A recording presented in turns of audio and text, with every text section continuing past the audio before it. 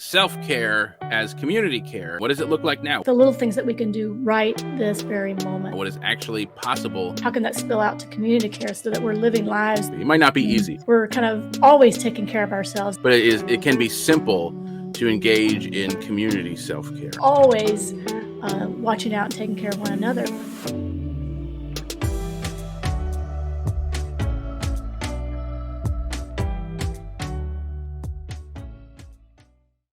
Hi there, I'm Reverend Ryan, and we are Soul Evolution Collaborative, a nonprofit based in universal spiritual principles offering possibilities for navigating the evolution of life in an authentic and intentional way.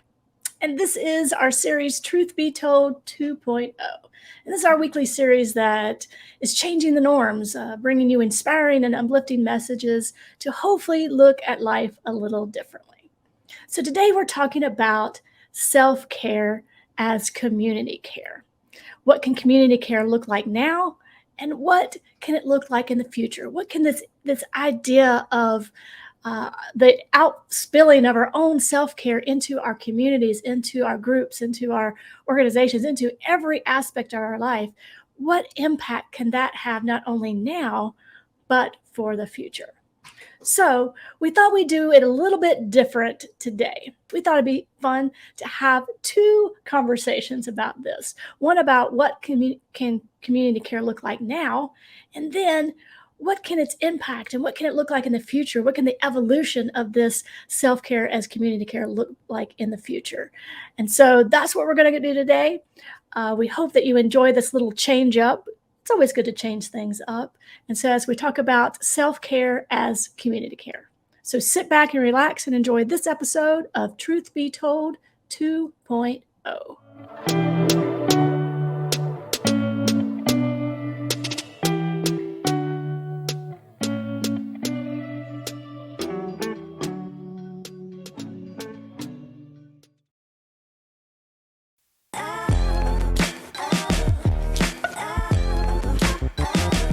So welcome to our first of two conversations for today's episode. And this is about what self-care as community care can look like now. Because it might not always, but it can. What does it look like now? What is actually possible for community care today in our world right now?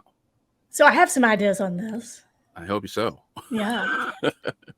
I think, when we talk about self-care, and then it's kind of this, how can that spill out to community care so that we're living lives that we're kind of always taking care of ourselves and then always watching out and taking care of one another. For me, the thing that pops in the most is empathy.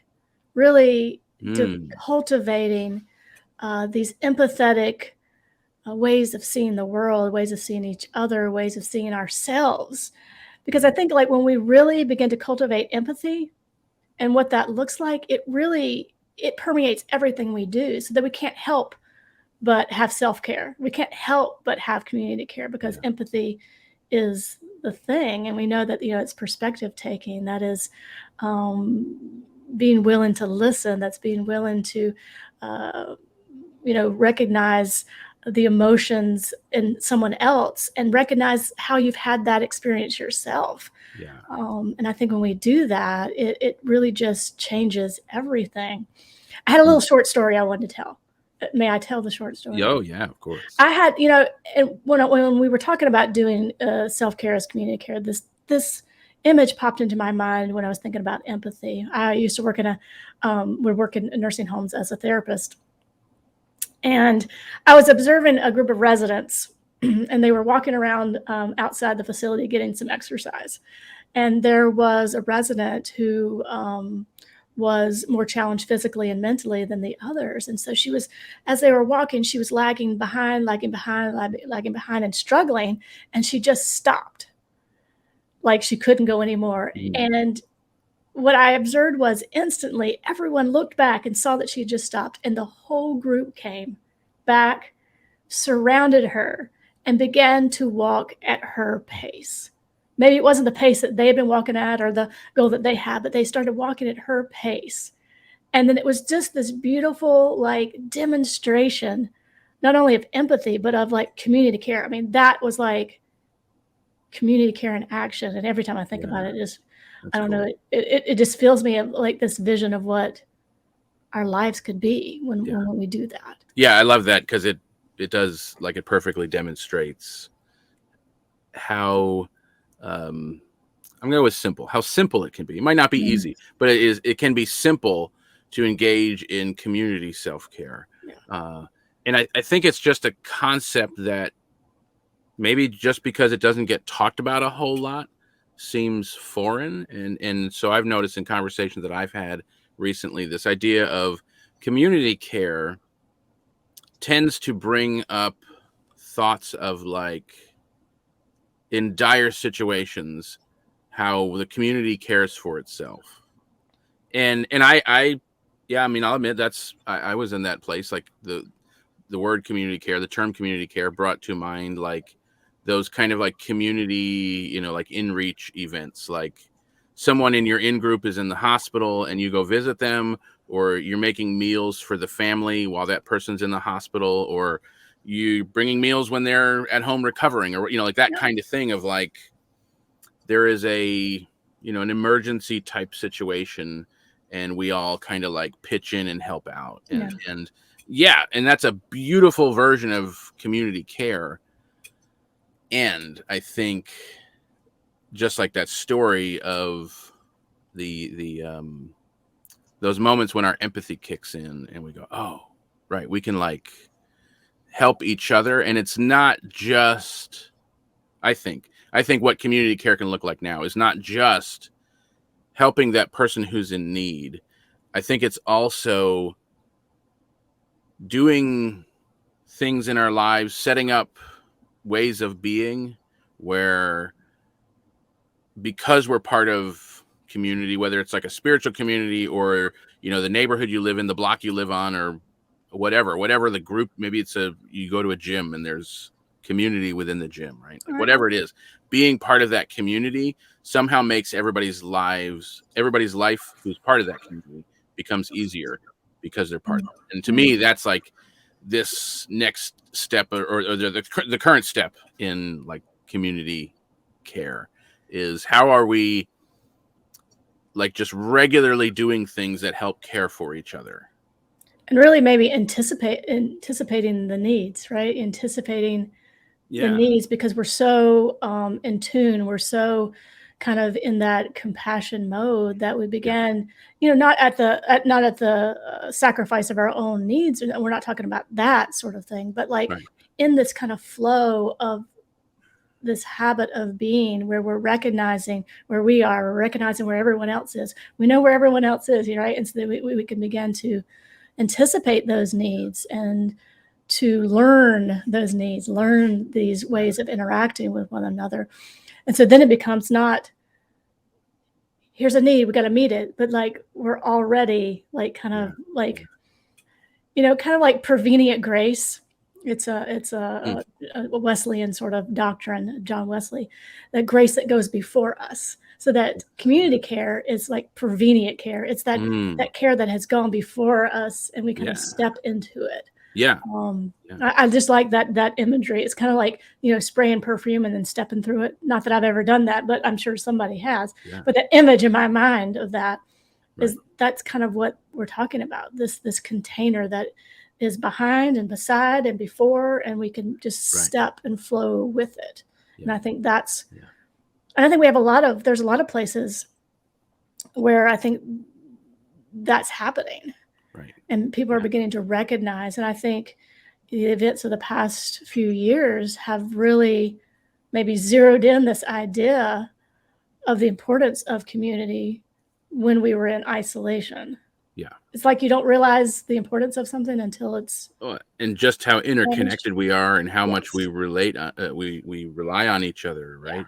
Over the past week or two, I've noticed. So my little at-home studio here is on the second floor, and there's a window looking right out across the street at one of the only houses on the block that actually has grass.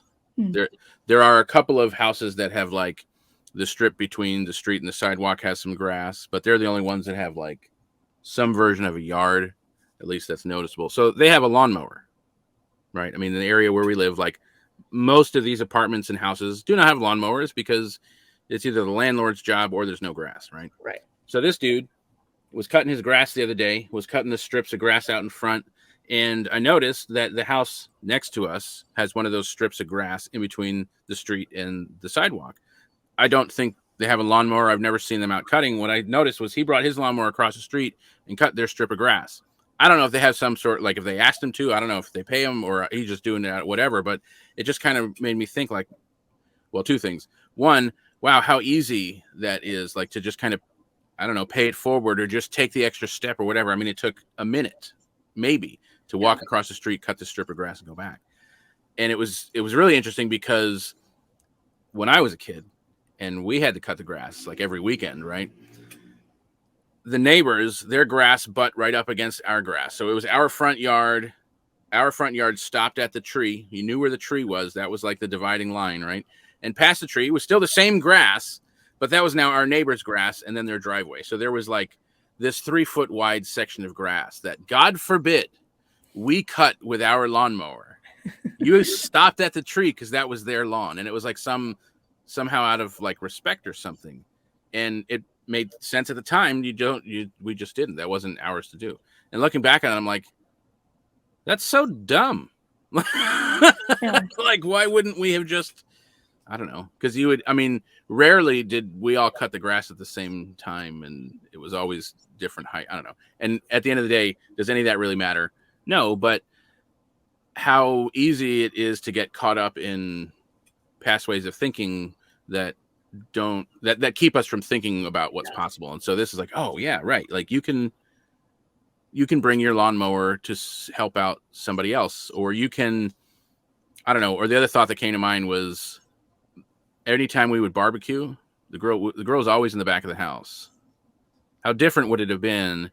It would bring the grill out to the front of the house and like, hey, come on over, and just create a space of like, I don't know. I mean, I don't know how helpful that is, but I mean, it's going to make somebody's life easier that night, not having to cook dinner. Yeah.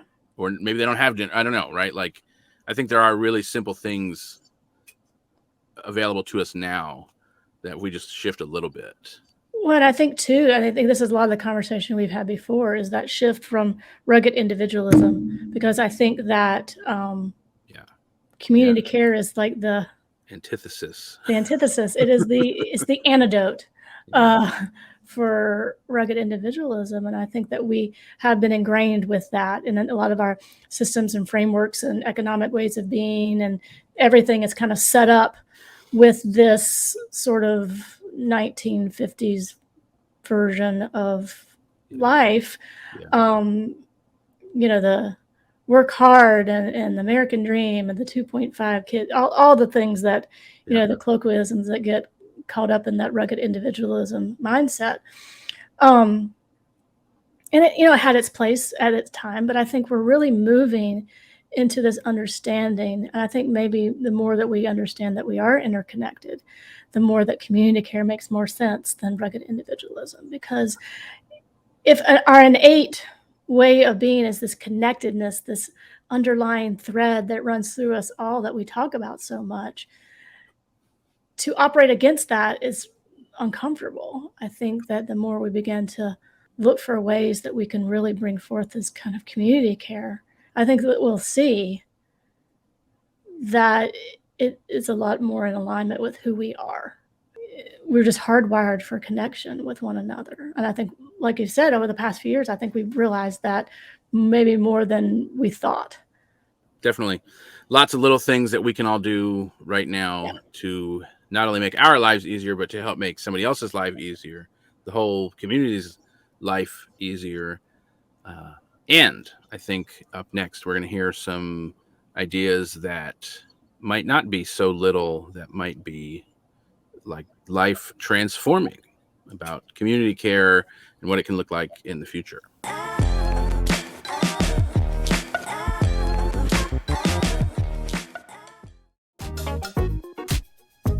While you're here, remember to hit like, subscribe, maybe even drop a comment. We would love to hear from you, and thanks for watching.